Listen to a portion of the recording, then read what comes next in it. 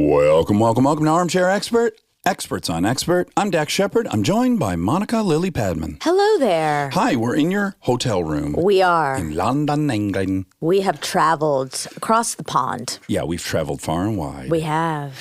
And we're in a little bit of a time crunch. We are, and I'm drinking out of a tiny teacup. And I'm about to have one of the luckiest experiences ever. Oh, my God.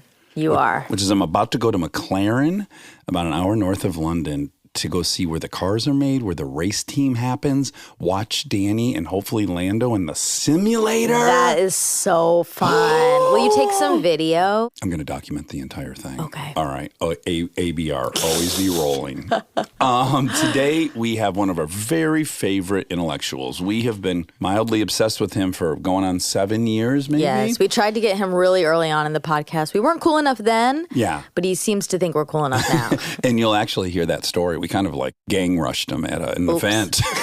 Oh, yeah. Urged him to come on the podcast. At any rate, the man we are talking about is Steven Pinker. He is an award-winning experimental cognitive psychologist and best-selling writer on language, mind, and human nature. He is currently the Johnston Family Professor in the Department of Psychology at Harvard University. His books include The Language Instinct, How the Mind Works, The Blank Slate, The Stuff of Thought, and The Better Angels of Our Nature. He has a new book out called Rationality, What It Is, Why It Seems Scarce, Why It Matters.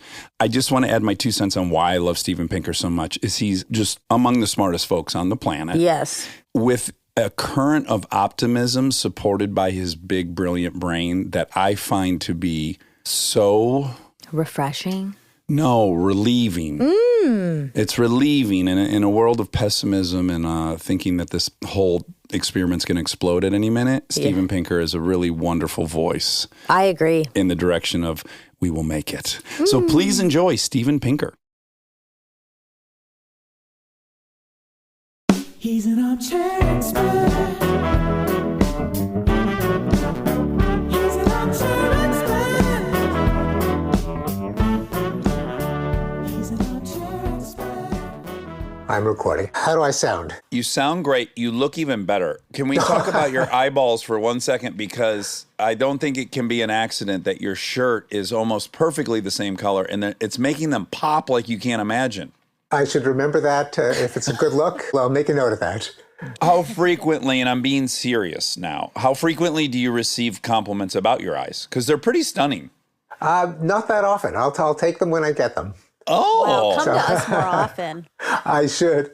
So, Steven, we met one time briefly, the three of us. I remember. You do? I wouldn't have thought you would remember. Oh, I remember it very well. Are you kidding? No, I'm not kidding. I operate with a great deal of insecurity, so this isn't off-brand for me. But I'll just say, I was so excited to meet you, and when we left, I said to Monica, I'm like, I don't know if he really wanted to meet me. Oh, of course I did. Are you kidding?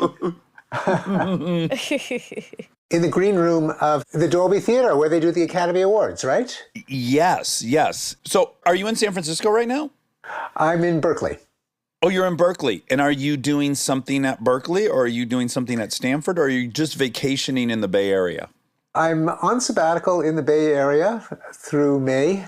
I have not yet finagled an official connection to Cal. Okay. I may or may not. I have a lot of friends there, and I intend to take advantage of being here. Are you a professor-phile at all? Because right away I think about the fact that Oppenheimer was so happy where you're at currently. Well, they're my people. They're my colleagues. They're my friends. So, sure. Yeah. We're obsessed with scholars. We've created a term called unifile, which is interesting because neither of us went to prestigious schools per se. She went to Georgia and I went to UCLA.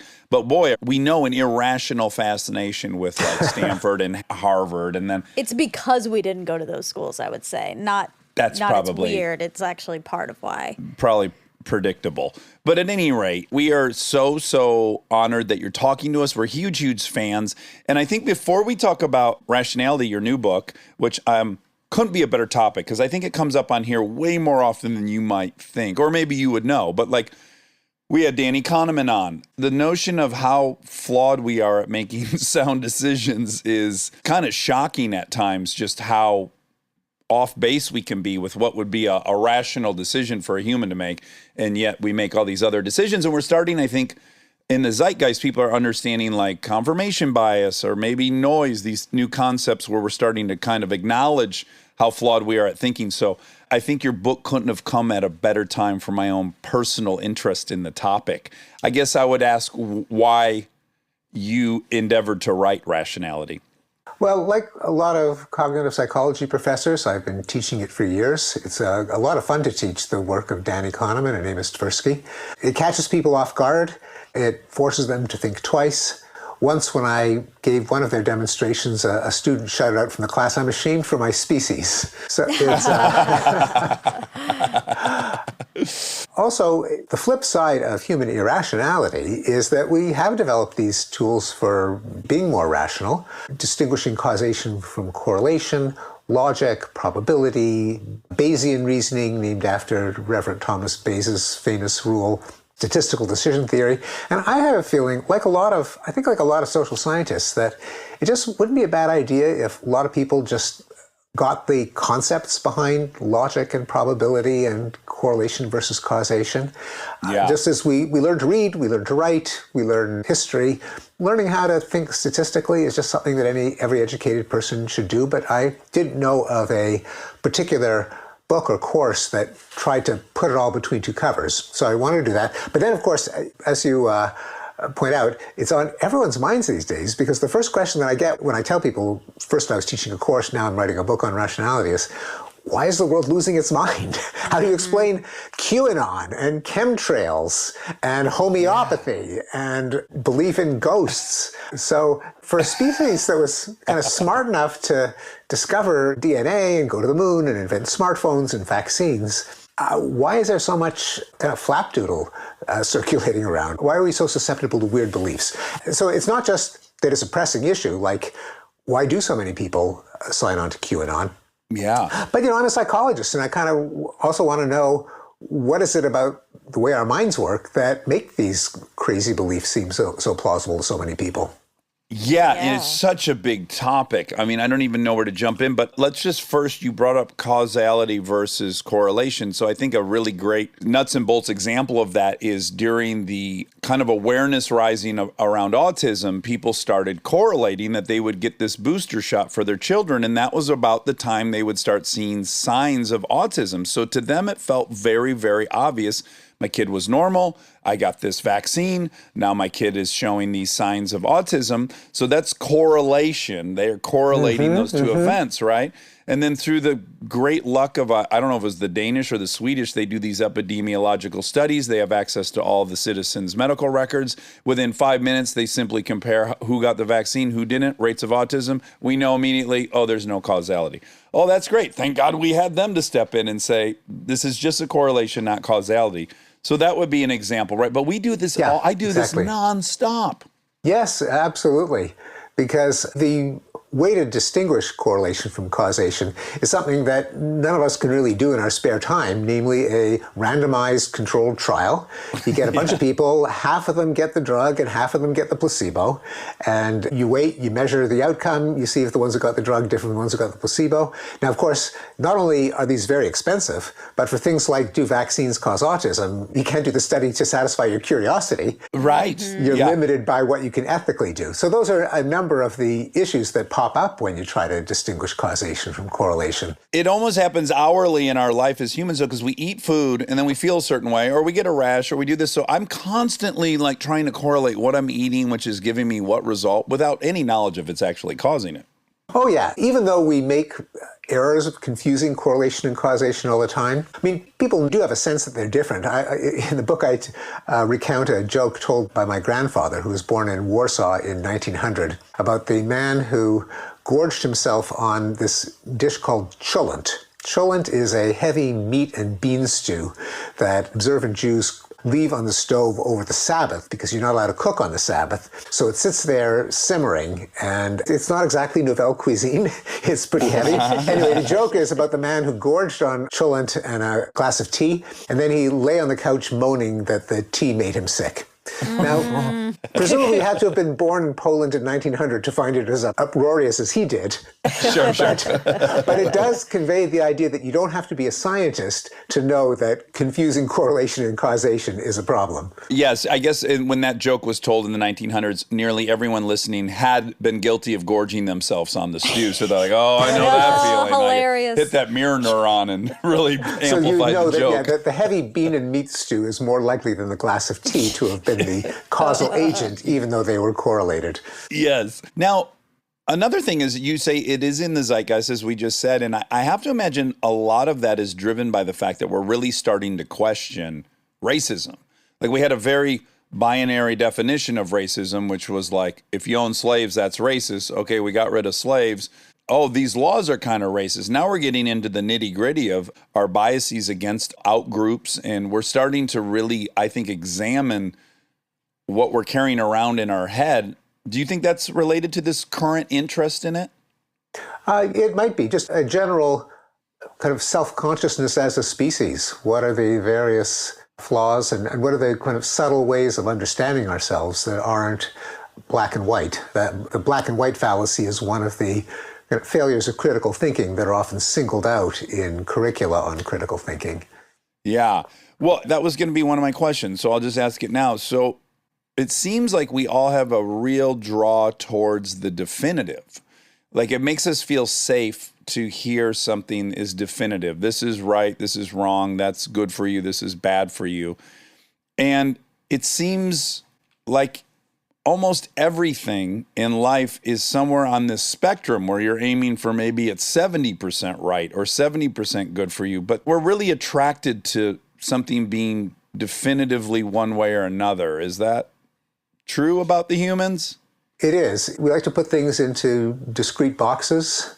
And so there's a whole set of fallacies of reasoning of people dividing what are inherently continua into black or white categories. Some of the philosophers even call it that there's a version called the paradox of the heap, and which is as follows.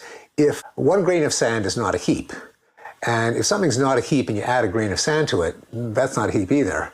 But of course, if you do it thousands of times, you end up with a heap. The paradox is, according to the logic that we accepted, there's no such thing as a heap, but there is such a thing as a heap. Right. Or there's the dieter's fallacy. One more French fry won't make me fat, but then should I have another one? Well, one more French fry won't make me fat. Well, should I have another one? Well, one more French fry won't make me fat. Yes. Yeah. You can stay in the truth while also denying the reality. Exactly. Or the mañana fallacy. What difference will it make if I do it tomorrow? And then tomorrow comes. Well, what difference does it make if I do it tomorrow? Yeah. So yeah, there's a whole set of fallacies and also debates, because sometimes where you draw the line is not so clear because everything is a continuum. So even something like, what's a vegetable? Well, okay, carrot, for sure that's a vegetable. And broccoli, yes. What about garlic? What about parsley? Yeah. And then you get things like the Republicans will classify pizza as a vegetable in justifying school lunch budgets that have a lot of payoffs from the fast food industry. And that's where people kind of draw a line and say, pizza is not, that's going too far. Pizza's not a vegetable. And lots of other examples, like, did Bill and Monica have sex? Well, what exactly is sex? Where do you draw the line if this part of the body is in that part of the body, and how much? Sure. Is an SUV a car or a truck? Where do you draw the line between a car or a truck? It makes a difference because a lot of the emissions came because Americans went crazy bananas over SUVs, which got away with laxer mileage and emission standards because they were counted as trucks, not cars, even though people use them as cars. So yes, there's a whole set of issues on all or none versus gradual categories. And then you mentioned risk. There's a whole other set of issues on once you've accept that there are things that are continuum, then there's the question of how do you assess costs and benefits of different courses of action, given that nothing is certain in life. It's always a matter of probabilities. You can never be 100% safe. Any medical treatment isn't guaranteed to cure you. Surgery might get you cancer, but it might be unnecessary. It might leave you with pain and disfigurement. How do you weigh up the costs and benefits? That's another example of a tool of rationality that I try to explain in the book, sometimes called rational choice or expected utility, and is, of course, quite relevant in public health decisions. such as should we get everyone to mask, not really knowing how effective masking is. Well, if we're wrong, people wear masks, it's a small price to pay. But if we're wrong in the other direction and we say masks are useless and people go out and cough on each other and it turns out that masks really were effective, then we've paid a much bigger price. So the decisions are both at the individual and the social level of how bad would it be if we were wrong in each of the two ways of being wrong. Yeah, you got to not just measure the probability of being wrong, but you have to measure the outcome of being wrong in relation to the outcome of being right. So the math keeps evolving as you get deeper into thinking about it, probably. That's exactly right. And so I have a whole chapter on exactly that, and whether people miscalculate or do things that if you were to get them to think it through, they probably couldn't justify. Like a lot of people, they buy an appliance and the salesman says, well, do you want to also get the protection plan, the extended warranty? And I think about a quarter to a third of people do buy the extended warranty. But if you do the math, I mean, does it really make sense to take out a life insurance policy on your toaster? Sure. And would they be offering it if the odds were not in their favor? Exactly right. Yeah, I grew up with a car salesman father, so I've never bought any extended anything because he's like, that's where the money's at for us. We get you in that extended warranty, and that's all profit. Well, and there's a case in which that does make sense. So it does make sense to take out insurance on your house, even though the insurance company has to make a profit. The amount that you pay, everyone pays in premiums, has to be greater than the amount the insurance company pays out when a house does burn down. But the thing is that from your point of view, losing a house would be so catastrophic, you can't just dip into your savings to replace it, that you're willing to suffer a little bit of a loss on average just so you're covered on the downside, the catastrophic outcome. So it makes sense for a house, doesn't make sense for a waffle iron. This is such a sidebar, but I want to say it to you because you probably already know it. But I have a friend who works for a big insurer, and he explained to me, which I found really interesting, that the money in insurance isn't actually having a margin that they pay out less than they take in. The profit in an insurance company is it holds vast sums of money while waiting for that to happen, that they're actually designed to operate almost at net zero for them, pay out, take in. But the holding of that mass amount of money and the ability to make fractional money on that money is their actual pursuit. And I was like, oh, that's fascinating, and makes me trust it a tiny bit more. Yes, right. I feel like there's an extra layer of complication in all of this, which is your personality, right? Like your personal level. Like let's say Apple Care. If you're someone who is constantly throwing your phone around or who doesn't want to have a case on it or who doesn't, like, you probably should get Apple Care, whereas maybe the average person doesn't need it. But you have to factor in these personal traits you have. Well, that's absolutely right, because the probabilities might differ. A typical person, indeed, may not abuse their toaster. Yeah. So, in fact, probably none of us abuse our toaster, but there's a continuum in terms of how much we abuse our iPhones, right? And then what might be rational for a person who doesn't mind putting it in a case and handling it gingerly may not be rational for someone where it's just not something they're willing to do to baby their iPhone, and it may pay them. And in fact, the people who baby their iPhones but take out the extended warranty are subsidizing the people who toss their iPhone around. They're the young people in the healthcare system. That's right. Exactly right. Exactly right, yeah. Anyway, these are the kinds of things. So what we've been just talking about in the last few minutes is in part what are sometimes called normative models, that is, theories of how you ought to choose or think if you were a rational person. And they're kind of the benchmarks. Once we say, well, this is what rationality is, then we can ask the question, well, how rational are people? Do they do what the theory says a rational person in that, or a rational agent of any kind in that situation ought to do? So in my book, I spend some time on these various normative models, what we ought to do, and then I ask the question, what do people do? How rational is a typical person? And you can't answer that question unless you have some kind of benchmark, ground truth, some answer to the question of what is rationality, and then you can say, well, do people do that? Yeah. And is there a way to quantify like what percentage of our decisions approach rationality? That's too big of a question, maybe. There could be. I mean, it's typically not so much what percentage of our decisions, but it just, on average, does the pattern of our decisions fit with what our best models tell us is what a rational person ought to do? Or are there ways in which we ignore something that's really, really relevant, that we pay too much attention to something that is irrelevant? And all of these things have been worked out, and I'm sure in your conversation with Danny Kahneman, a number of them came up because he's the guy who discovered a lot of them. Yeah, and just to remind people in a 2-second sentence, this becomes really, really clear and obvious to observe when you offer people different games where they could win or lose money. And what you find out immediately is that if the odds are the exact same between these two problems, but one is positioned in a way you'll lose and one's positioned in a way you'll win, you'll ignore the same outcome statistics because we have loss aversion. Humans would prefer to not lose money over. Yeah. So all these little games that you can create to demonstrate, right? I probably didn't do a great job of laying that out, but. No, you laid it out perfectly. And it's part of a kind of irrationality where, at least in the theory of rational choice, if you're choosing between two alternatives, the language you use to describe the two alternatives shouldn't make any difference. And that's almost one of the definitions of rationality. You know, a rose by any other name should smell just as sweet. If I give you the same option and I use this sentence to describe it or that sentence to describe it, if you're really rational, it shouldn't matter.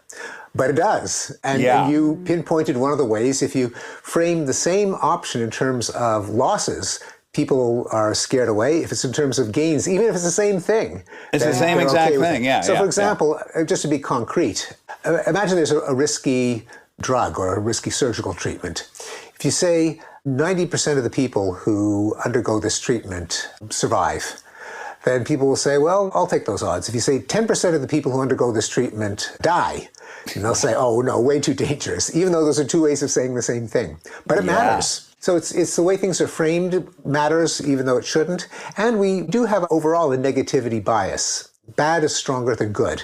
Bad news captures attention more than good news. This is something that I've dealt with in trying to convince people that a lot of measures of human well-being have improved. People say, well, what do you mean? There are wars, there are pandemics, there are depressions. And I say, well, yeah, there are all those things. And you remember them all because the mind gloms onto the negative, especially, and journalism just multiplies that. Yeah. But it's much harder to pay attention to the good things. The fact that extreme poverty has gone down every year for 30 years. The fact that huge parts of the world haven't had a war in decades and decades and decades. But we tend not to notice those things. Well, one thing, we don't notice non-occurrences. But people, and in particular editors, tend to pick the most negative. Well, and they'll shape it to focus on the negative. So like one way to look at Afghanistan would be, oh, it's our longest war. What a bad mark on our record.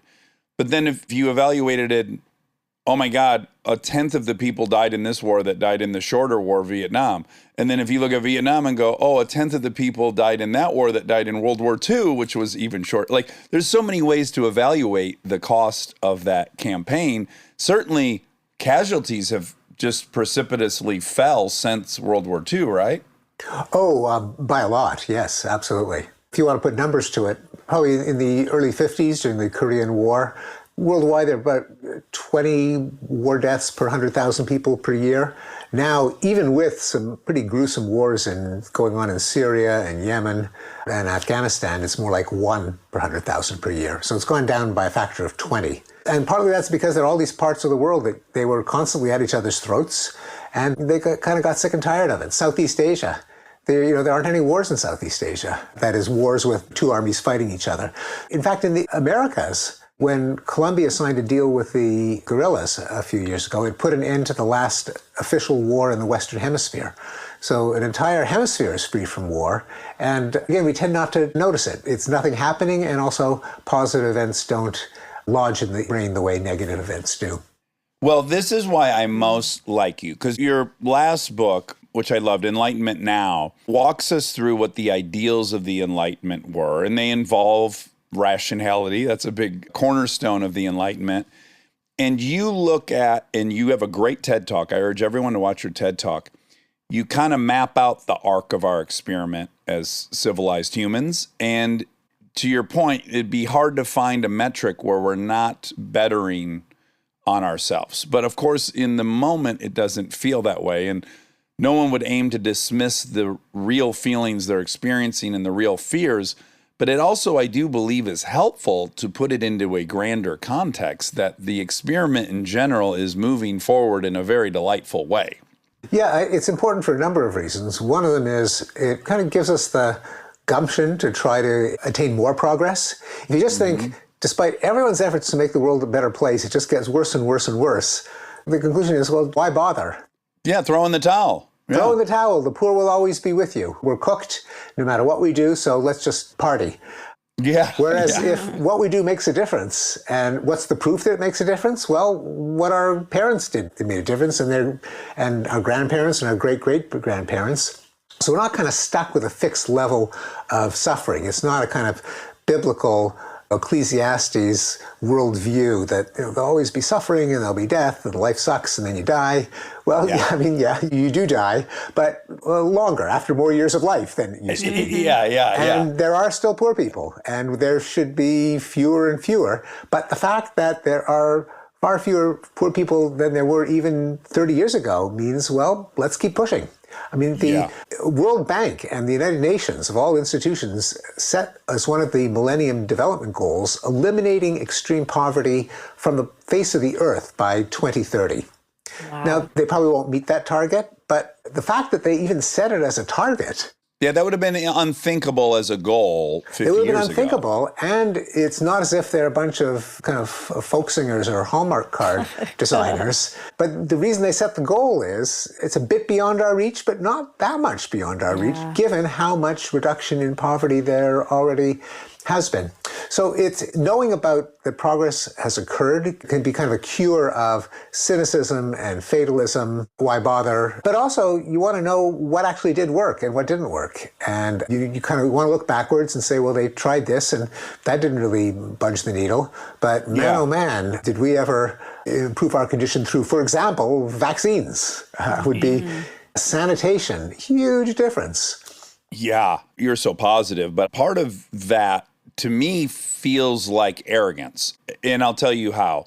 I see this a lot in the religious community, different waves of people that they're certain they're going to see the end of days in their lifetime.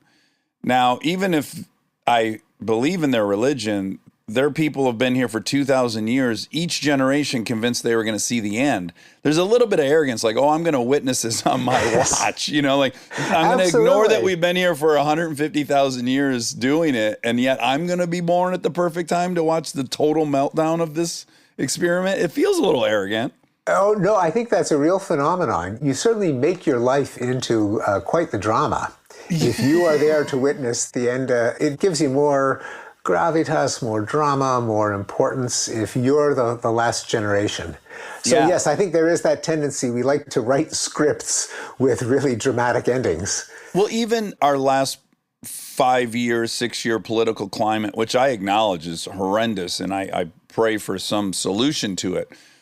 But to have heard so many people say it's never been this bad before, and then like point out that the Civil War happened, and they're like, well, you know, but not that. I'm like, yeah, we all fought each other with guns. Like, remember that? That's pretty fucking bad. Yes, that's right. People really did die of a lot of things. Stay tuned for more Armchair Expert, if you dare.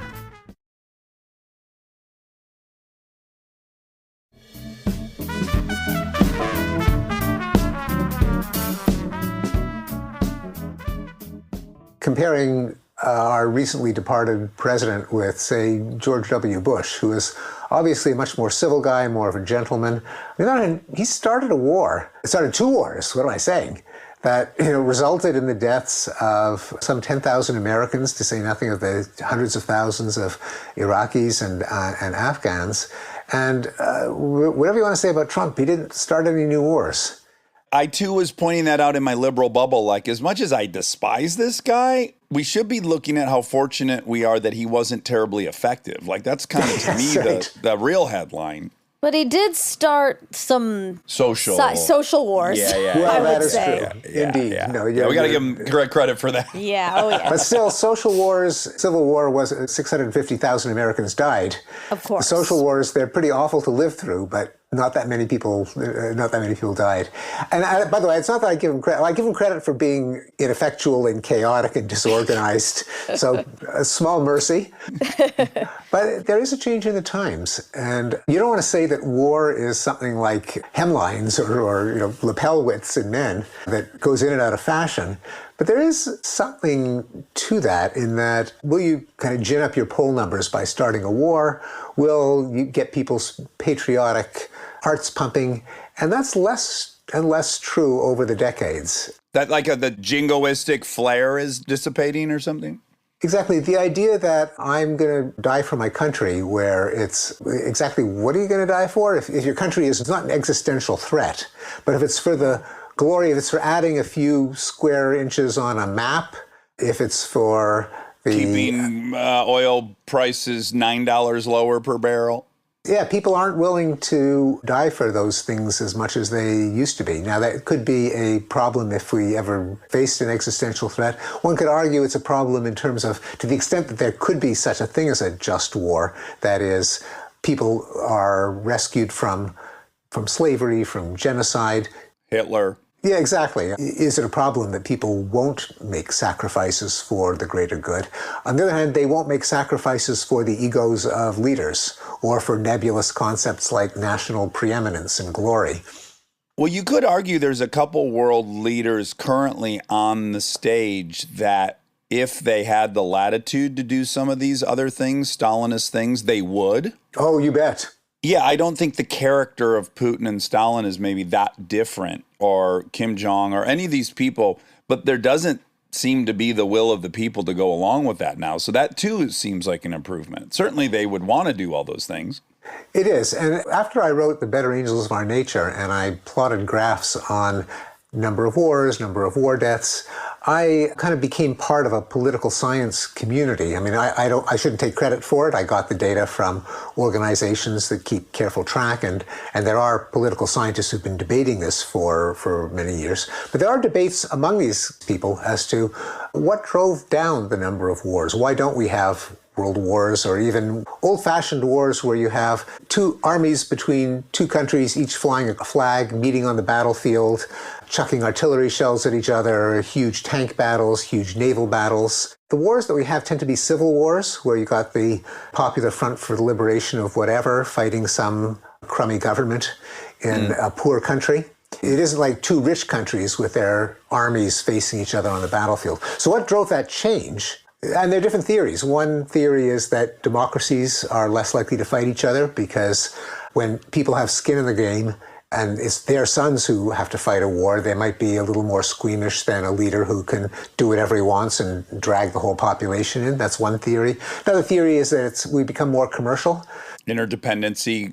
Yeah, we're more economically independent. We're probably not going to go to war with China because they make all our stuff and we owe them too much money.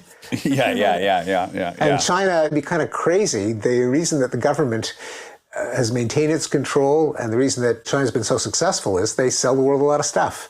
You can't kill your customers. You don't kill your customers, exactly. That's another theory. Customer's always right. I mean, you don't kill them. It's the opposite. They're always right. Right. Another theory is there's lots of international organizations. There's NATO, there's the EU, there's the UN, and leaders kind of see each other and they develop kind of norms about what civilized people just do or don't do.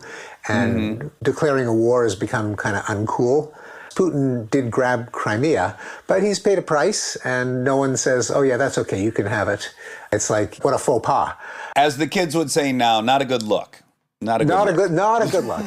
It's just not a good look. One political scientist, a guy named John Mueller, he and I kind of go back and forth on that, where I say, look, if you say that people stop fighting wars because war became less popular, I mean, it's kind of circular, isn't it? It's like the old story about the guy who asked to explain how sleeping pills work, and he says, well, it's their dormitive power. Okay, that's just a word. Yeah. Use a different word. Right. I mean, it doesn't really explain anything. But John says we might have to get used to that. It may just be that the reason there are fewer wars is that war is less popular when it is stopped. Maybe it is like the bustle. The bustle's not going to come back, probably. Yeah. There's so many theories, because even as you're saying it, I'm saying one thing that dramatically changes. We used to receive a very curated story about whatever war campaign we were in. And that's not the case now. You're going to see every angle. Someone's going to hold up a cell phone. You're going to see what it really looks like. It's not guys with American flags. It's just like helter-skelter chaos and kids. We see a different version of it now. I think that's absolutely right, and that's huge, because there used to be military censors who would prevent the New York Times or the LA Times from publishing photos of gory war casualties because it would be bad for morale. They can't get away with it as much anymore. And it was said when I was a kid and the Vietnam War was raging, people said it's the first war that was brought into people's living rooms. Yeah. In real time. And immediately people weren't in favor of that war in the way they were World War II, right? They saw how gnarly it is. I think that's right, yeah. And you think of your war you grew up with. If Me Lie, those people would have had cell phones. Yes, like, right. we would have seen how horrific that is instead of waiting 30 years to uncover Interesting, right. But also, along with it not being cool, it's also technology has made it so that you don't have to be face to face, and whoever killed the most people is the more dominant one. The more dominant one is the more technologically advanced society. So that's, I think, how we define dominance now is just totally different. That's right. Wealth doesn't come from land, so it's not that the country that has the most land or even the most resources. If that were true, the world's richest country would be Democratic Republic of the Congo. I mean, they're just overflowing with diamonds and cobalt, but it's not a rich country, it's a poor country. And whereas there are countries like Singapore and Israel and Taiwan, I mean, they're the new oil fields, basically, if you think of it that way. Yeah.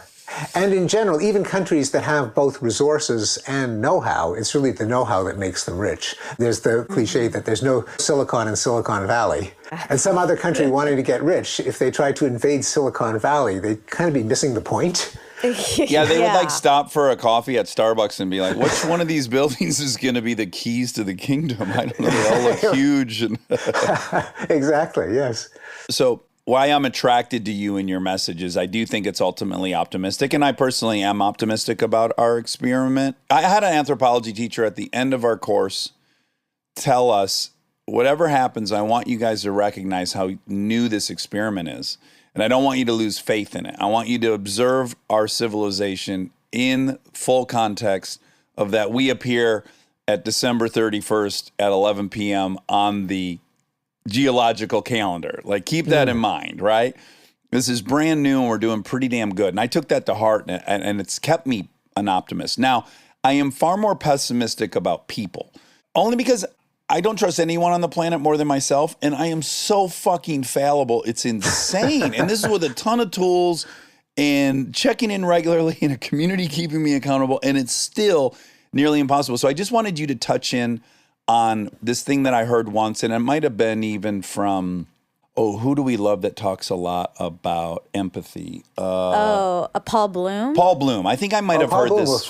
He's a former student of mine, yeah. Oh, that's so crazy. cool. Yeah.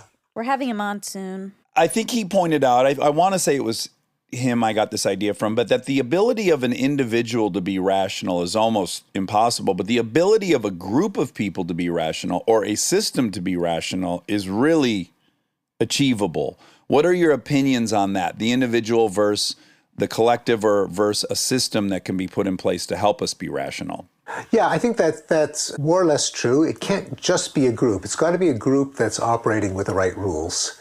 And the rules have to be what is going to bring us to truth, rationality, objectivity. And so a good contrast is, on the one hand, Wikipedia, which is not perfect, but it's pretty awesome considering that it's just a bunch of amateurs. And and when people compare it to, say, Britannica, it's kind of up there. It's not that different. So compare that to, say, Twitter. And if you did a sample of tweets, how accurate are they? Well, not so much. So they're both groups. They're both networks. The difference is that in Wikipedia, there's a set of principles. If you become a Wikipedian, you've got to adopt a neutral point of view. Everything has to be sourced. You can't use it as a soapbox to make an argument. Yeah. It's not a place to propose theories. Exactly. And whatever you put down, someone else can erase. And that, in turn, can't just be taking turns writing something, erasing it, writing something, erasing it. There are then kind of higher authorities, more Wikipedia wizards, who adjudicate. So there's a whole set of rules that make it so that the back and forth, the give and take, the cacophony of voices, will kind of blunder its way towards something that's likely to be true. Yeah, inch its way towards the truth every iteration. Yeah. Twitter goes in the opposite direction. Like you say something inflammatory and then I pour more gas on it. By the fifth person who comments, you're talking about Nazis and all these archetypes of evil. And you're like, wait, we're talking about a rubella vaccine. What the fuck? How is Hitler involved in this? How'd this happen? Well, there is that law, and I forget who it's named after, that and this is way before social media. This was just in like online bulletin boards, where the probability that someone will be compared to Hitler approaches 1. Oh my God. That's amazing. Wow. But likewise, in other communities, so the point that Paul Bloom made, and Jonathan Rauch makes it in his book, The Constitution of Knowledge, and I confronted it in writing Rationality, in grappling with this paradox that the three of us talked about at the top of the session.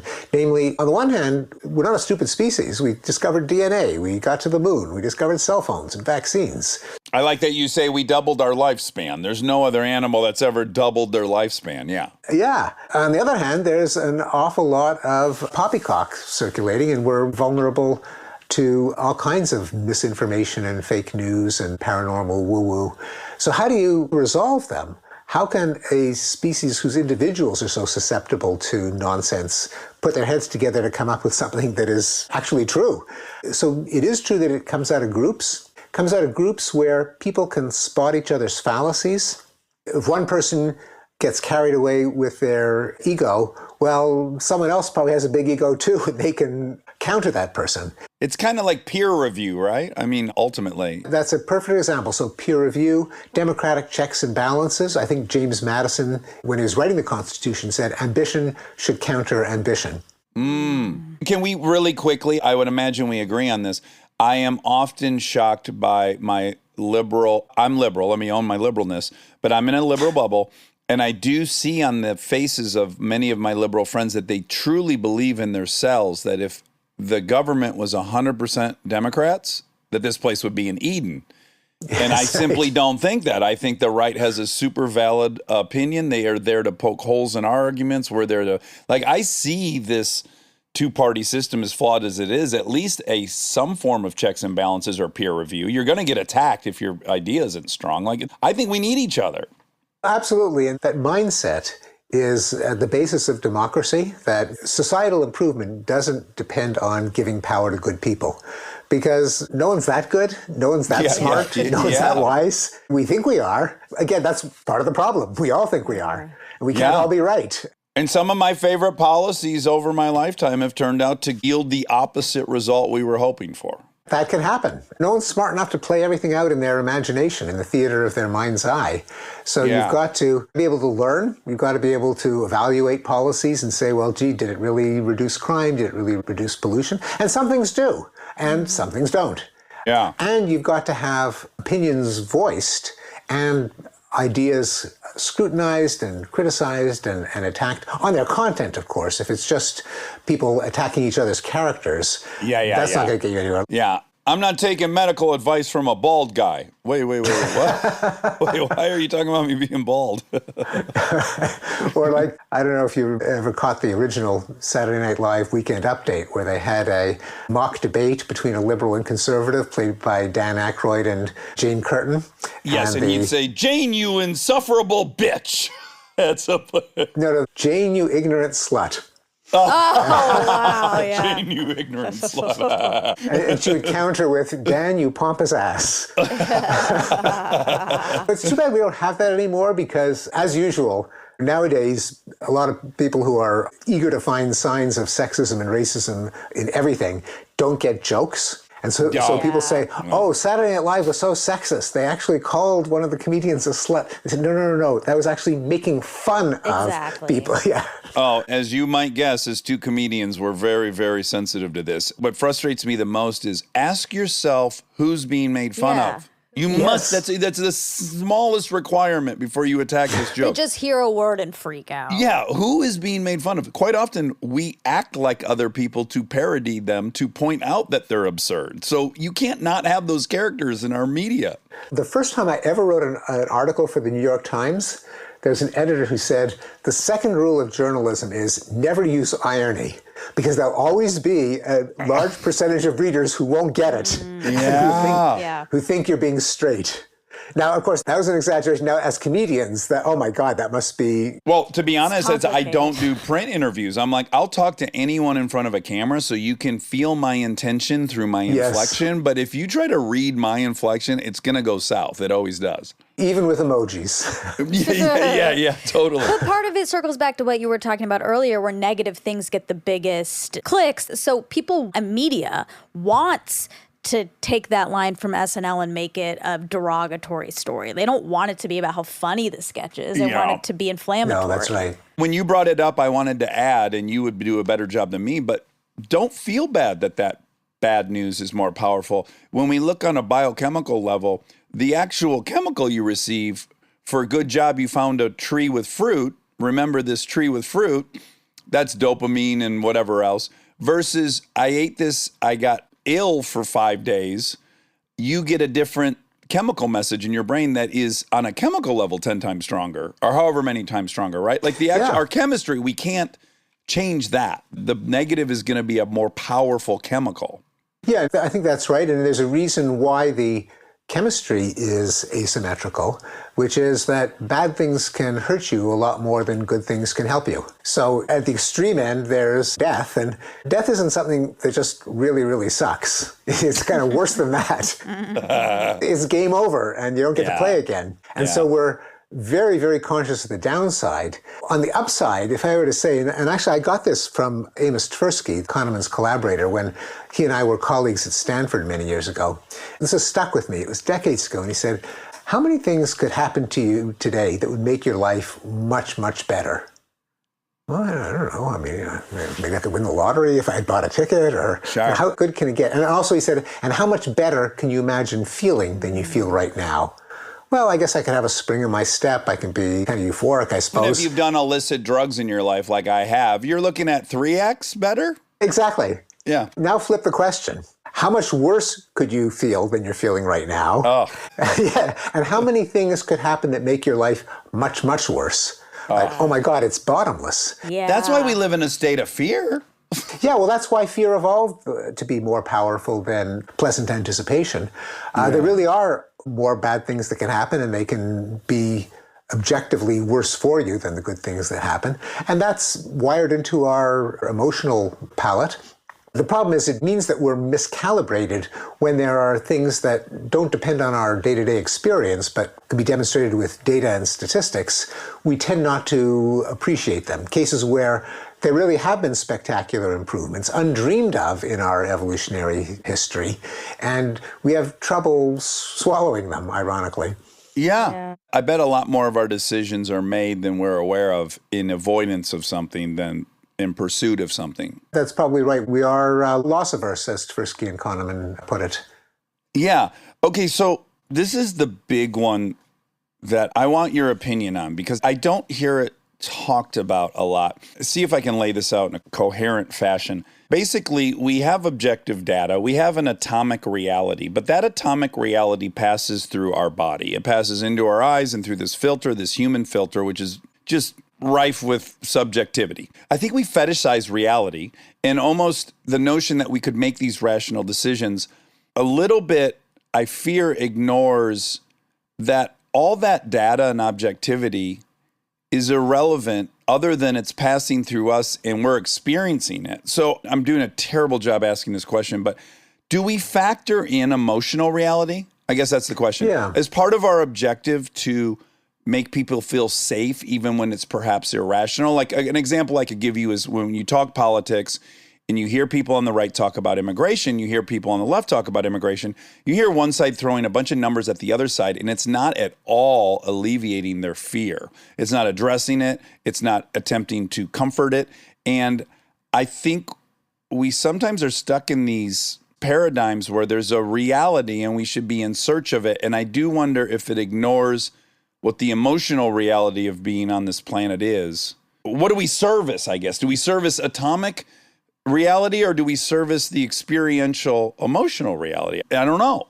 You're absolutely right. It is other humans that we deal with, including political leaders and influencers, and we can't pretend that they're not human. And so people's emotional reaction is something that we do have to factor into account, and even anticipating cases where everyone's going to be a bit irrational. Well, if you're rational, that factors into your rationality, namely, how can I get done what has to be done, such as public health, such as dealing with climate change, given that people are going to react to my message in sometimes emotional ways. And really effective leaders, and ones who we actually value, not just they're effective in the sense that they get things done, but that they get the right things done, are probably ones that know how to combine the right policy with the right message and the right affect. Franklin Roosevelt might have been the paradigm case, where he had to get the country out of the Depression.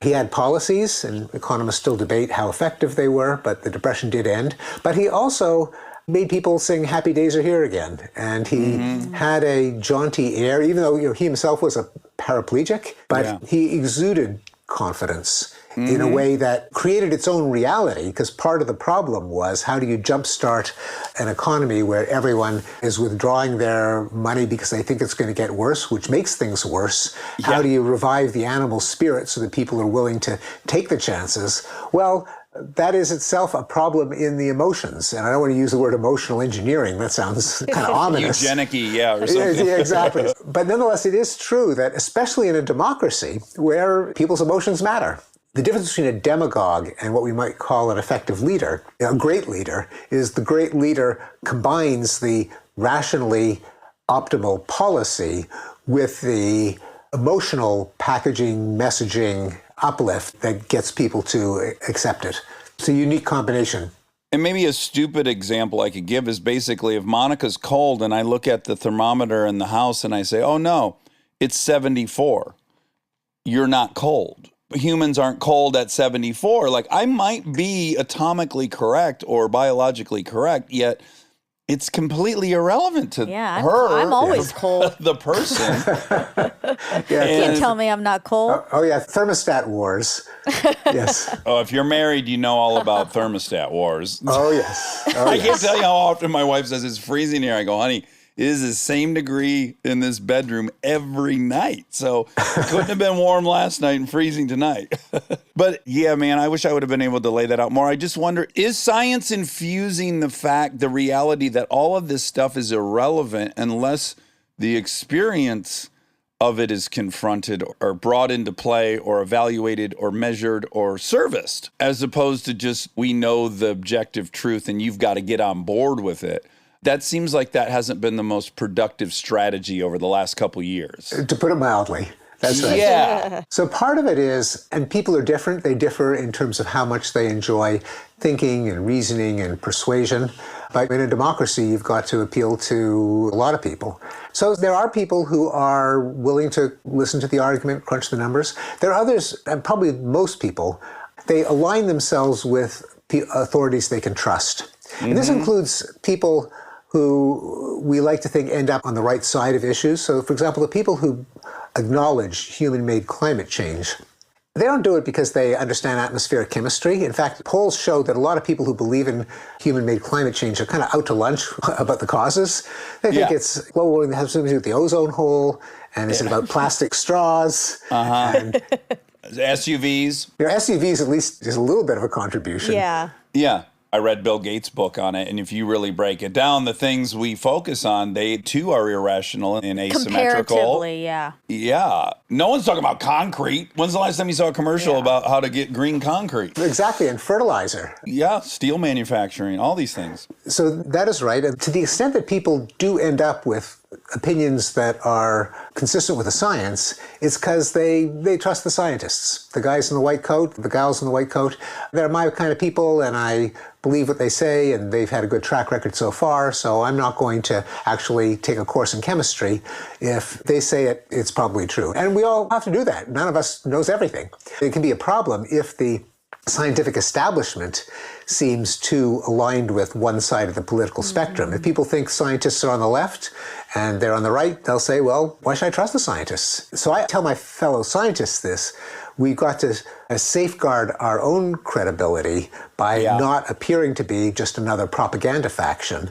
Well, in the numbers, I was just at this conference and there was a great professor from Stanford who was of an opposing opinion as me, but I couldn't probably argue his data, which was like, it's not like it's 80% liberal on campuses. It's like, it's really, really high. Like colleges are incredibly liberal if they're plotted on a political spectrum. It actually is a problem, the lack of viewpoint diversity. My friend Harvey Silverglate, the civil liberties hero and lawyer, says that on a modern college campus, diversity means people who look different and think alike. Yeah. Oh, wow. Stay tuned for more Armchair Expert, if you dare.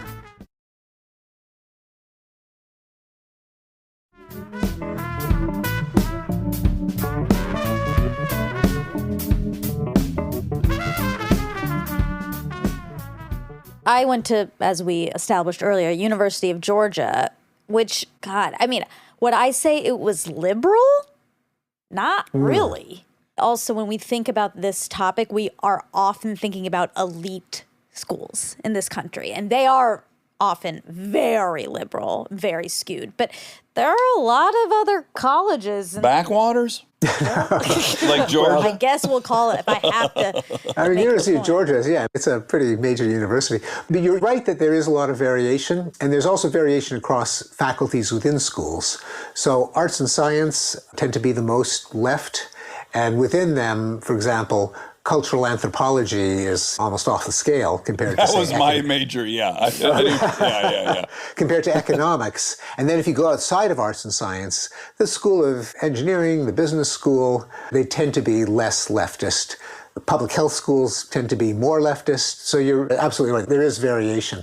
Still, if you compare universities as a whole, they are always to the left of the population. Yeah. Now, in the title of your book, Rationality, Why It Seems Scarce. Why does it seem scarce? So I was careful there. Originally, it was going to be why it's scarce, but I wasn't willing to concede that people are irrational, because a lot of the people who believe in these kooky theories in QAnon, in chemtrails. Will you tell us chemtrails? We have a show called Armchaired and Dangerous where we explore conspiracies and attempt to defame them. Oh, yes. But I'm not familiar with chemtrails. What are chemtrails? Oh, chemtrails. Oh, my goodness. You didn't know that those jet contrails in the sky are actually mind-altering drugs dispersed in a secret government program to pacify the population? You haven't done your research. Also, if they think it's to pacify the population, are they not paying attention? It's not doing no one's a very pacified. good job.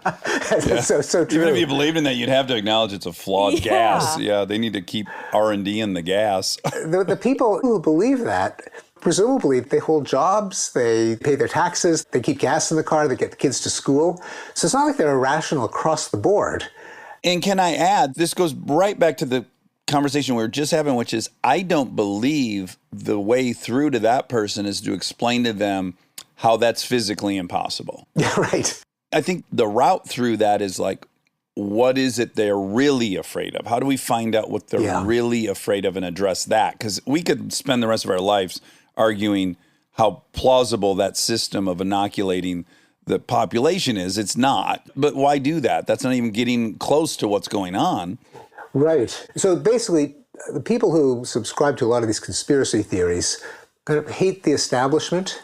They distrust the establishment, and they're willing to say that establishment politicians, business people, intellectuals, celebrities are capable of anything.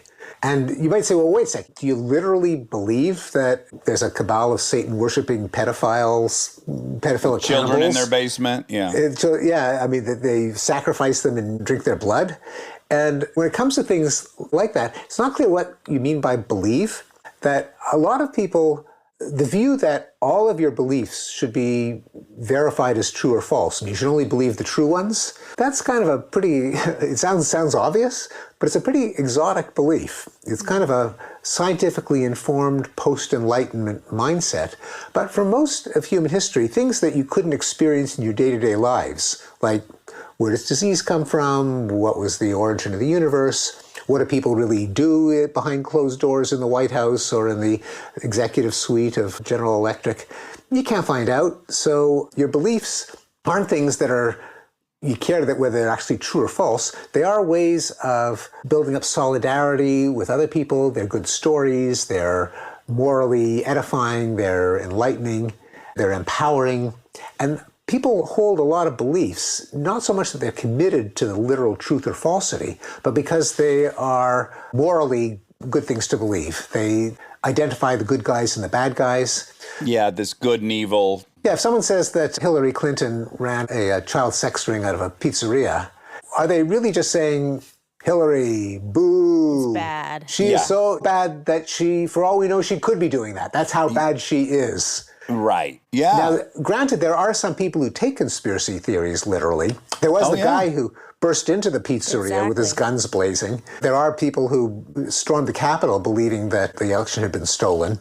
And so that's why conspiracy theories aren't harmless. When people switch over from, oh, what a great story, to it really happened, it can be really dangerous. Yeah. But I think for a lot of people, just like you challenge some people on their religious belief, they say, do you really think that Jesus rose from the dead and walked on water and healed the sick? And it's that, well, it's not a matter of proving it true or false. It makes my life meaningful to believe it. And how can you prove that he didn't? And I think a lot of beliefs are like that. Like, it expresses my values. I want to hear what you think about my theory on the conspiracy theory uptick, or what at least seems like an uptick. And I'm very compassionate to it, which is, if I am excluded from a system, if I'm not thriving, if I can't find a job and I'm not prospering in any way, this system has excluded me.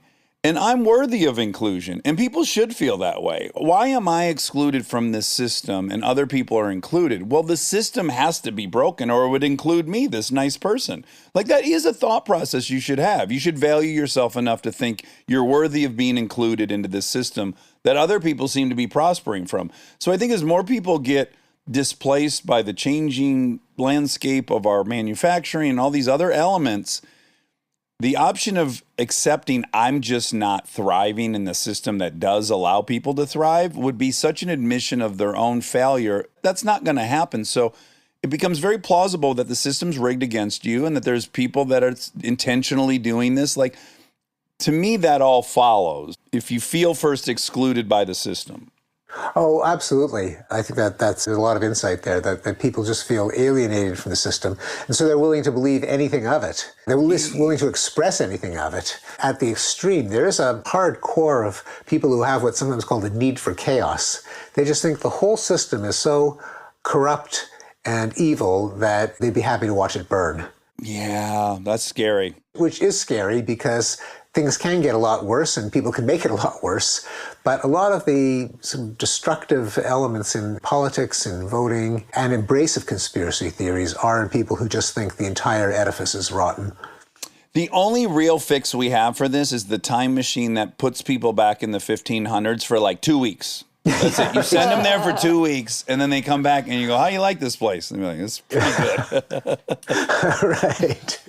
I'm just going to say something a little controversial real quick here at the end. It's that they do feel excluded, but because they feel entitled to the inclusion.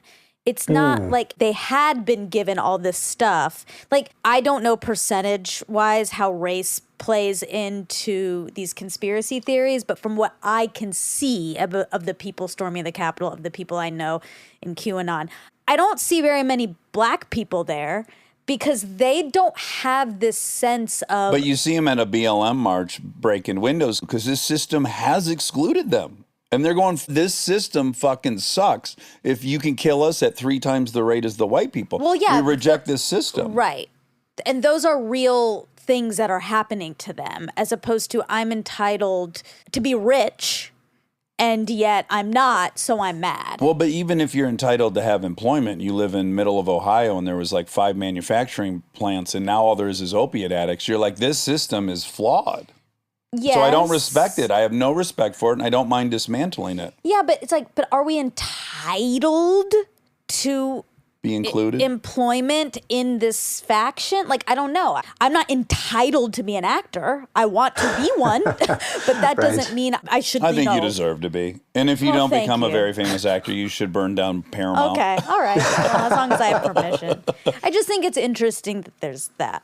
No, I agree. That is a profound observation. And some of the popularity of authoritarian populism comes from groups who feel that they've been displaced from a position of influence and status that has gone down. And that's why, not just in the United States, but in Europe, the populist support often does come from the ethnic majority that is not as dominant as it used to be. Mm-hmm. Yeah. And Monica, you're also right that even the idea that governments have the responsibility of keeping everyone employed and keeping everyone prosperous is historically kind of recent. I suppose it's probably since the Great Depression and Roosevelt, but beforehand, governments were there to prevent your country from being invaded and from being carried off as slaves, maybe to prevent you from being stabbed by highwaymen and brigands, maybe collect some taxes for roads and garbage collection. The idea that the government should have both the responsibility and the competence to manage an economy, which is just what we expect of governments now. It's a huge ask, but I will just point out really quick, those people are witnessing that when the elites fuck up, they are taken care of. So if they're running Bear Stearns, The there bank, will be a safety net. So it does appear that the government is protecting certain people. Yeah. Well, and sometimes the government is protecting certain people. That's right, yes. Objectively. That's true.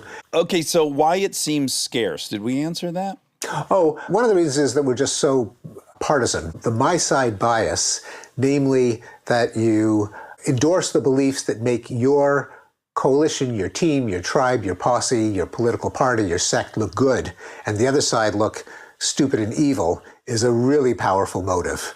So there's that kind of tribalism, sectarianism, my side bias, as it's called. There's the fact we all have certain primitive intuitions that are probably wired into us because that's the way you survive in a natural environment, such as that diseases are caused by pollutants or contaminants, and so I don't want a vaccine. Are you kidding? That's actually injecting a germ into me. Mm-hmm. Conversely, if I am sick, I should vomit, I should bleed, I should get rid of toxins. These are kind of deep-seated primitive intuitions that are hard to unlearn unless you sign on to the scientific consensus, which a lot of people don't. Or that throughout the day I make plans, the tools, the food, everything around me has been designed by someone. You take a few steps beyond that and you could think, well, the universe must have been planned. Everything happens for a reason. There's synchronicity. There's all this correlation we're seeing, yeah. That's right. There's got to be something. It can't be a coincidence. So there are these primitive intuitions that not everyone has unlearned. And then there's the distinction between beliefs that we hold because we think they're literally true and that really affect our lives, and beliefs that are good stories. They're enlightening. They paint the right people as good guys and the right people as bad guys. And the idea that, no, that's not why you should believe something. You should only believe it if it's true. Not everyone signs on to that. Most of us don't when it comes to certain sacred beliefs. Can I give you my most mind-blowing experience with this? It just happened 3 weeks ago. In fact, when I saw you and Sam debate, or he interview you, however you want to frame that, the tail end of it became a debate between your guys' exclusive views on where AI is going to go. And he comes to it with great fear and you come to it with some optimism, but that's not even the relevant point. I was rereading Notes from the Underground, Dostoevsky, I don't know when that was written, in the 1800s. Mm-hmm. And by God, I am reading a chapter where he goes into great detail that our mathematics have gotten to a point that these new math professors are so brilliant and they're so good at predicting outcomes that our free will is gone in a matter of minutes. And I thought, oh my God, this is the AI fear. But he had it about mathematics. Oh, humans just have a great fear of losing their free will. Like, that's all that's really going on. That we hang the argument on different developments in technology. But here's a guy in the 1800s that's convinced we won't have free will because calculus has gotten so good.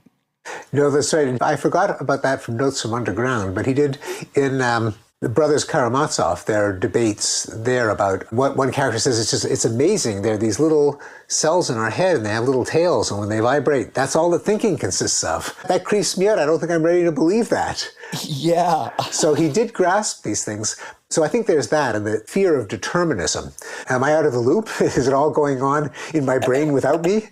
Is one of the fears. Another one is also the fear of technological runaway. Is also pretty old. I mean, it goes to, there's the Jewish legend of the golem, a clay monster that was animated by the name of God written on a piece of paper and placed in its mouth and then goes on a rampage. Frankenstein.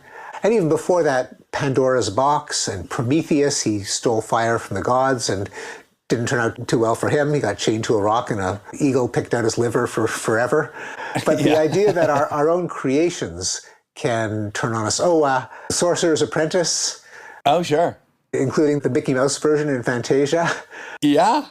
So the idea that our technology will summon black magic or dreadful powers from the gods is an archetype. Primitive fear, yeah. Primitive fear that I do think plays out in some of the AI scenarios.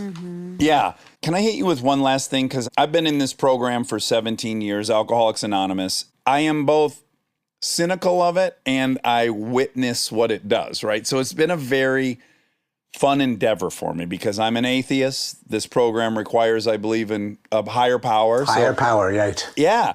And, at some point I had to make a decision in my head. Do I value living or adopting something I don't believe for a minute to save my life? I think it's a unique situation to find oneself in, where your kind of life depends on you committing to some ideas that maybe you don't really hold.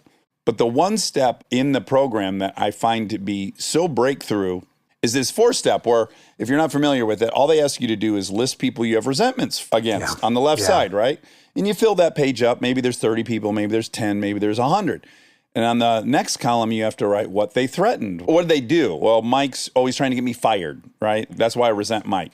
Then the third column is, what does that threaten in your life? Well, it threatens my economic security. And then the last one is like, well, what could I do to prevent that from happening? Well, I could stop being late. If I don't give Mike anything to say to my boss, I can't get fired. But the magic of this step is, if you have 100 people, Stephen, on your resentment list, I promise you, I've never seen it go another way. You have 3 fears that are being triggered by all these different people. Mine are economic insecurity, my status, people thinking I'm dumb. So all my issues with almost anyone I've ever had an issue with in my whole life have boiled down to these 3 fears I have. And for me, it's been so helpful to identify what 3 fears I have, how they're running my life, and always check all of my emotions and my thoughts and my reactions against those 3 fears I have. Oh, is this just that? Oh, it is. I'm constantly afraid I'm going to end up penniless. Okay, so that threatened that. And I wonder if being rational should involve one recognizing what their fears are, because it seems to taint so much how we process the information we're receiving. I wonder what your thoughts are on that, about our fears and how they taint us. Oh, yes, absolutely. People often say, well, how can you extol rationality? It doesn't have these limitations. It's not the totality of our emotional life. It doesn't acknowledge people's irrationalities. But the thing about rationality is it can always back up a level and take into account our own emotional life, other people's emotional lives, the fact that each one of us is irrational, and factor in workarounds for those very limitations that it can recognize. And if that doesn't work, if you thought you were going to deal with the irrationality and you don't, well, you can step up a level above that and say, well, where did I go wrong in factoring in people's irrationalities? Rationality is, as they say, recursive in that it can always think about itself and think about its limitations. So that's why ultimately, as long as we're discussing anything at all, we've got to be rational about it. And that does not exclude being rational about our irrationality, stepping back, popping up a level, taking into account the totality of human experience, including our irrationalities as something that our rationality ought to deal with. Correct for. I think of it in an experiment like you would correct for elevation. So we know at this temperature, water should boil at 5,000 feet. I'm searching in my life for those corrections. Yeah, I think that's a great analogy. It's exactly right. And the thing with the 12 steps, I think like a lot of successful social and religious movements, it might mix in a little bit of religious mumbo jumbo, but with a lot of real human insight, including, say, identifying the people that you resent, the people that you have harmed, the commitment to make up to people you've harmed. A lot of these things kind of make a lot of sense in terms of just a rational way of dealing with your life. Yeah. And if they're mixed in with surrender to a higher power, it might even be a metaphorical way of saying there are parts of myself that I can't control, parts of my world that I can't control. And so there's probably some wisdom that is framed in ways that not everything is literally true. Yeah, I think it's actually just a humility step, to be honest. It's me saying something makes the sun come up and go down, and it's not Dax Shepard. I think that makes a lot of sense, and which is why it has been successful for so many people, as well as tapping into the part of ourselves that really can exert free will, not in the sense of anything magical or mystical or outside of our brain, but the fact that we do have these massive frontal lobes that take in information from the rest of the brain, including our memories, our plans, and that really can implement certain decisions if they're engaged to do so. This is what cognitive behavior therapy does, rational emotive therapy. And we've got this frontal lobe. It's not always in control completely, but we should recruit it as much as possible. Yeah, most of the best decisions are made up there, at least minimally. Yeah. Yeah, and also it becomes a system, and it becomes an accountable system where you're saying something in AA and someone's like, yeah, I don't know if that's true. When I was in this situation, I found out this. So it is a peer review, ultimately. It's an accountability with built-in peer review. That's interesting because going back to an earlier point in our conversation, just about anything that we manage to accomplish that we could call rational, we do in some kind of system with peer review, checks and balances, fact-checking, editing. One person's flaws are pointed out by someone else. Yeah, I guess my big wish in the first step towards rationality for me would just be like, everyone have some humility. It's so hard to have, but start with the recognition that you're a super flawed computer that spits out wrong data all the time. Oh, and that's the essence of science, too, is, as I think Richard Feynman had a great quote, the first imperative of science is to not to fool yourself because you are the easiest person to fool. Yeah. One thing I wrote down in preparation to talk to you was anyone who has a partner in life, you quickly recognize you'd be much better at predicting what they will do in a situation than they themselves would be able to predict. And that is true of myself, too. My wife could tell you exactly the 4 next things that are going to happen when you introduce new stimuli to me, and I wouldn't be able to do that. I'm just... So my last thought was, and I've said that 3 times, but this truly is, I often think this. I often just try to recognize what we're up against. As an anthro major, I have a pretty good sense of how we lived at one time and all of this great hardware we had to keep us alive in that environment. And now we just live in an environment that doesn't really have the risks or the threats that it once had, yet we didn't get rid of all that hardware. So how much of this stuff we deal with and the stuff that keeps us from being irrational is just that we have a hyper alert system for fear and threats when in fact we don't really live in that situation anymore? I think that is a large part of it. And it isn't just that we used to get eaten by lions. It's also that a lot of the apparatus that makes us more rational, data and logic and probability theory, are pretty recent inventions. And even in modern societies, most people just don't get exposed to them. It's not even so much we should look back to remember what it was like on the savannah. I mean, although there's something to that, but we should look at like 99.9% of human experience, which is face-to-face, day-to-day, here and now. Not so academic, not so formal, not so mathematical. We're lucky enough that we have developed data sets and randomized controlled trials and all of these tools to get us closer to the truth, and communities with peer review and checks and balances. But we didn't evolve with those truth refining institutions. We evolved in a case where it was kind of our own eyeballs and gossip and hearsay. But now we can do better, but it isn't intuitive that that's how we do better. We rely on our memories, we rely on our images, our narratives, what people on our team reassure us about. So we've got to kind of remind ourselves we've got this infrastructure that really does get closer to the truth than any of our intuitions. Yeah. And we should safeguard those institutions and not trust them, because the whole point is you don't trust anything all the time. You always should be somewhat skeptical, but you should assign credence where credence is earned. If we really did wipe out smallpox and people don't get measles anymore, we should take that seriously. How did we get there? And the ways of thinking that got us there, we should put some more stock in.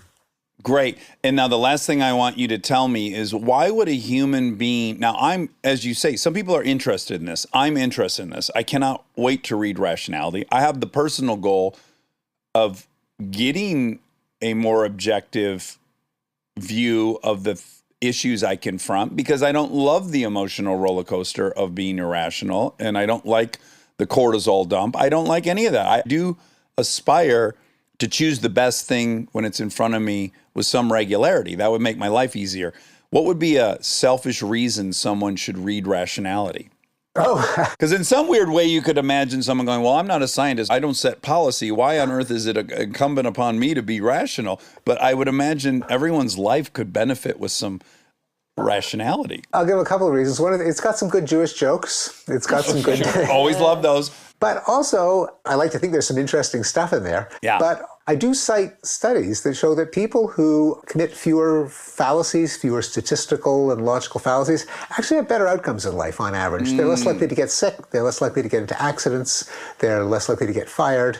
Life really is better if you are more rational on average. And I make the argument that if you care about social justice, about the expansion of equality and rights, a lot of those social movements were driven by a rational argument. Too much for us to go into right now. Yeah. But if you go back, there were very rational, logical people making the case against slavery, making the case for women's rights, making the case against war, making the case against dictatorship. And so good things, I argue, come from being rational. That's why the third part of the subtitle is Why It Matters. Stephen, you're so radical. I'm so glad we got to talk to you. And I'll just add to people who have not read you, not only are you brilliant and have all the data, but you're just a beautiful writer. So the fact that I put you in that Malcolm Gladwell category where it's like, I'll eat anything you're serving. It's just coming at me delicious.